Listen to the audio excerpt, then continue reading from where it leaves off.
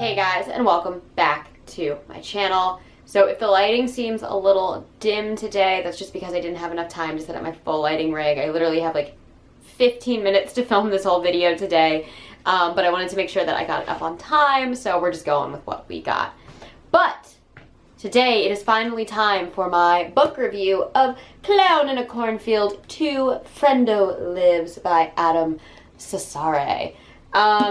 I'm going to try and make this as spoiler-free as possible. That being said, though, I am reviewing a sequel, so there may be things I touch upon that were from the original book. So if you haven't read the first book, Clown in a Cornfield, just know I might mention something in this that might be a spoiler to book 1, but I'm going to try and make sure that book 2 has no spoilers in it.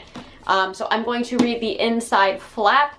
Again, this is probably where most of the spoilers for Clown in a Cornfield 1 could end up, because it does assume that you have read the first one. So it says, after barely making it out of the Kettle Springs cornfields alive, Quinn's first year of college in Philadelphia should seem safe and easy. All she wants is to forget what happened and be a normal kid again. But instead, Quinn's past won't leave her alone, as she becomes the focus of a host of online conspiracy theories that claim to prove that the Kettle Springs massacre never happened. It's a deranged but relentless fantasy, and there's nothing Quinn can do to get people to hear the truth, not even on her own campus. So when murderous clowns simultaneously target Quinn at a college party while another goes after her father back in Missouri, Quinn realizes that the facts alone are never going to save her. Her only option is to go back home, back into the cornfields, back to where the nightmare began, to set the record straight in the only way she knows how. Because when the truth gets lost, that's when people start to die. It's an all-new horror classic about what happens when the truth is the last thing we want to believe. From Bram Stoker award winner and master of thrills and chills, horror legend Adam Cesare. Okay, so I want to start off by saying that Clown in a Cornfield 1 was my favorite read of 2020.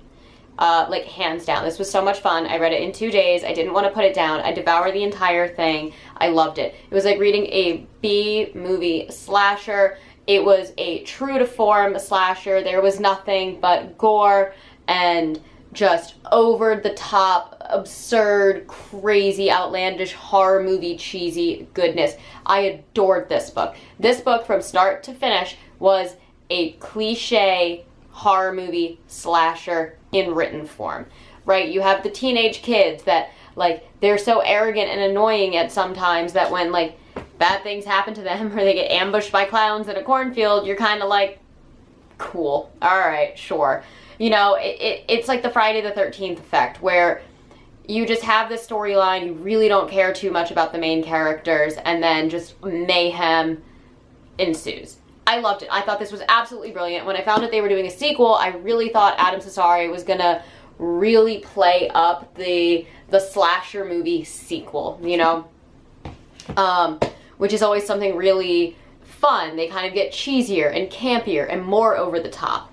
However, Clown in a Cornfield 2 took every single thing that I loved and adored about Clown in a Cornfield 1 and just fully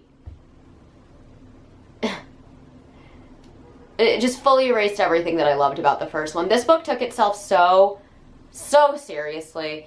And I thought it was really interesting because these are both considered YA books.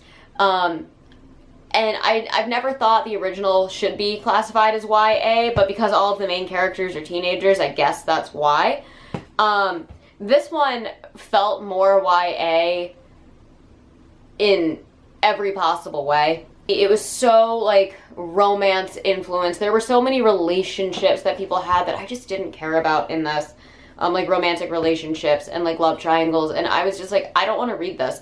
Like, I want to read a slasher, and I want it to be really ridiculous and cheesy and over the top and fun. I think Frendo's a really interesting villain. I'm not really going to get into who Frendo is because I do think that you should read the first book and discover that for yourself, but I really do like the concept and idea of Frendo. I feel like it's something that doesn't really happen in slashers too often. It's a very original way to create the iconic slasher villain in a way we haven't seen before. I think Frendo on screen would be great, and I felt like this had a lot of possibility to be as great as the first. There was definitely some missed opportunities. I will say, I thought it could be interesting to have a slasher of a clown in a big city. Quinn goes to college in Philly. It could have been really cool to have the clown show up there and have everything take place there, but instead they chose to set the book back in Kettle Springs, so we get clowns in a cornfield. And one of the things that they do in this is the cornfield that the original book is centered around is turned into, and this I do believe would happen in real life, into a haunt. So a haunted attraction where people dress up and scare you during like the Halloween season. And I thought a slasher in a cornfield in a haunt could be so cool, and you could do so much with that, especially since a lot of the characters are dressing up as like copyright safe Frendo. You know, I thought that's where this book was going, and it absolutely is not. Like, they set it up in the first couple chapters that this haunt is there, so that's not really a spoiler, that's just part of the plot. And then do like virtually nothing with it. This book is longer. It was like 100 pages longer, I feel, and it felt like that. It was really, really difficult and very, very... It was definitely a slow ride for me to get through this one. And I think one of the main reasons for that was because we really put a lot of depth into the characters, and all of these characters started building tons and tons and tons of plot armor. And so it didn't feel like that slasher anymore, because I could tell from the beginning who was and who wasn't going to perish. And just in general, it really didn't feel at all like a slasher whatsoever. In fact, the entire vast majority of Clown in a Cornfield felt very politically correct. This whole book, this is so like difficult to like say, I guess. This whole book just felt very politically motivated, which is something that, like, when I read horror, I want to read for escapism most of the time. And I really do appreciate when there's metaphors and analogies to explain something that might be going on in the world through a different lens. I think horror does this a lot. I think Jordan Peele is a master of creating like social commentary in the world today through his horror. But when you read it, but when you watch his films, it's still very much a story and not just changing the names and places of things to retell something that actually happened. And I felt like Clown in a Cornfield 2 really was just kind of an exaggerated retelling of the January 6th storming of the Capitol, and a lot of the things that have led up to that. It felt so familiar. It felt very poorly crafted. It felt very forced into the narrative, but it was so politically driven and very, very, very unoriginal that I just felt like everything that made the first one so great and so unique was completely thrown in the garbage so that we could have a novel that was like very politically correct, very targeted, very, very real, in the sense that, like, yeah, there are all these crazy internet conspiracies and sometimes people buy into them and act upon them in very violent ways. And that is what this book was. But it just felt like, it felt overly preachy, and it was so critical, and it really just lacked everything that I wanted from the first one. All of the main characters just were either one note or really crappy. Like, there was one of our three main characters was just so arrogant and full of themselves and just a horrible person and treated his friends like crap. And reading about it, I was just like, why do we care? And then our other two main characters literally had one personality trait each. Like, Quinn was so like survivalist, like, have to make sure that I am a survivalist. And then Rust was so like just devastated by the way that Cole was treating him, and Cole was just an asshole for the whole book, and I just didn't care about any of them. And I'm supposed to be reading this book looking at them as these like pillars of light, these like beacons, these heroic characters who are standing up for like the town and standing up for what they believe in. And it was just like, but why? politics in horror, I think, can work when done tastefully and when done in an original way. But when you just regurgitate events that have already happened and, like, slap a new sticker on it and, like, say, oh, this group of people are now Frendo the clowns, you know? It just feels really, really forced. I think my problem was it just felt lazy. Like, the whole thing felt lazy. And when I wanted something that was a fun B-movie slasher that had so much potential to really, like, just be this fun, like, gore fest, which is, like, a weird thing to say, and instead to have it be this kind of jumbled mess, rehashing, like, the politics of the last 2.5, 3 years, it was just like, okay, like, what does this have to do with the original at all?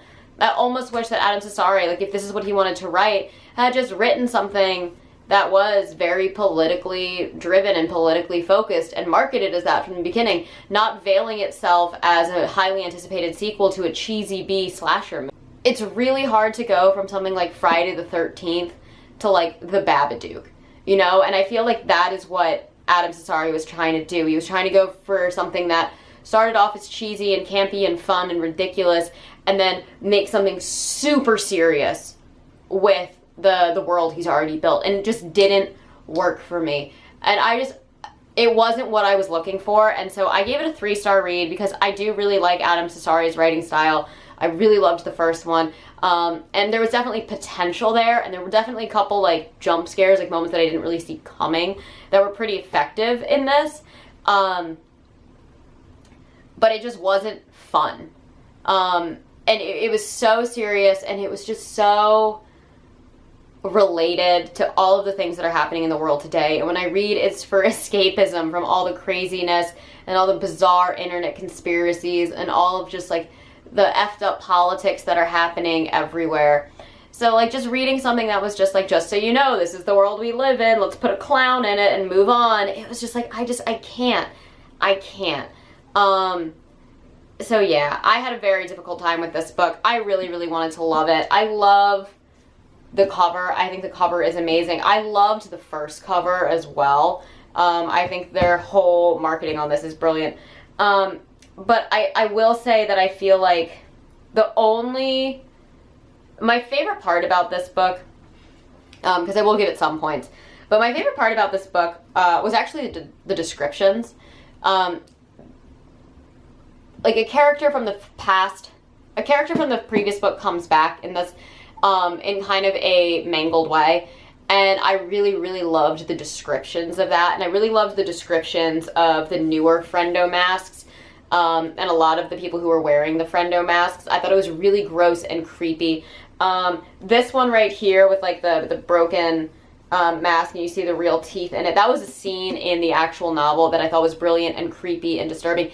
And had it been on film, would have been so awesome in, like, a cheesy slasher movie. So I think Adam Cesare did just an amazing job with the descriptions of the horror that was there. It was very, very chilling and creepy, and he made clowns scary, which I always find clowns very scary. Again, it is my favorite novel. I've always been scared of clowns. And I thought the way that Frendo was handled in this was absolutely terrifying. So I was really stoked on that. And I did like Jerry as a character. She was a very minor character in the first book who does come back in this one, has a larger role. She's probably the only character with depth. Like, she got the most character development out of anybody in this novel, and she was kind of awesome. Her story arc has a very strange climactic end that was just, it felt so just, like, thrown in there to be, like, this, like, gut wrench. And it didn't need to be. Like, it was an interesting twist, but it was just like, what does this add to the story? It just makes this overly complicated and more serious, and I just didn't want a serious book. It's called Clown in a Cornfield 2. And it's so serious. It's so serious. And I didn't want that. I really didn't. I really wanted this to just be cheesy and campy and funny and gory and bizarre. And it just wasn't any of that. You know, and there was just so much commentary on, like, the media capitalism on, like, tragedy. Like, they really play up the monetary benefits of like tragic events that happen to people, which is something that happens in real life, and it's a horrible, horrible thing, but it's also kind of like, if I wanted to read that, like, I don't think I would have picked up this book. And I think that's where I'm like most upset, is just there were so many super serious, heavy, very true to today's culture here in America moments and serious storylines in this novel that to me just kind of crushed my soul, because I wanted this book to be fun and campy and over the top and just, again, a B-movie slasher, and it just wasn't. So it's very well written. The characters are very flat, and then it is very plot-oriented to serve Adam Cesare's political narrative. And if you are into that, by all means, maybe this is a book for you. This is something that I feel like, had I known that's what this was going to be going into it, I probably would have had a more open mind to it. But having been set up with, again, my favorite book of 2020, for its like weird, campy, over-the-topness, and just not getting any of that, just kind of bummed me out. Yeah. That's all I'm gonna say with it. Read it if you would like. If you liked the first one, you might enjoy the second one. I know it's gotten a lot of really positive reviews, but to me, it just missed everything that made me fall in love with the first book. But it is well written, it is very plot driven, and you do get clowns in cornfields, but you also get clowns kind of everywhere, so there's also that. Yeah, I'm just gonna leave it at that. It was a 3-star read. Will I ever read it again? Probably not. Would I read this again? Yeah, I actually was debating reading it next month for October, but I have to get through my TBR before I can do that, you know? So, would I see Clown in a Cornfield the movie? Absolutely. Would I see Clown in a Cornfield 2? Probably not. Yeah, it didn't need to be so serious, and it bummed me out that it was. But to me, it was just my escape from reality wasn't granted, because I had to read about things that are just so depressing and happening all the time. Anyways, that's all that I have for today. As always, I post every Monday and Thursday, sometimes on Saturdays, and if you enjoy these videos, please hit the like and subscribe buttons down below, and I will catch you all in the next one. Mwah.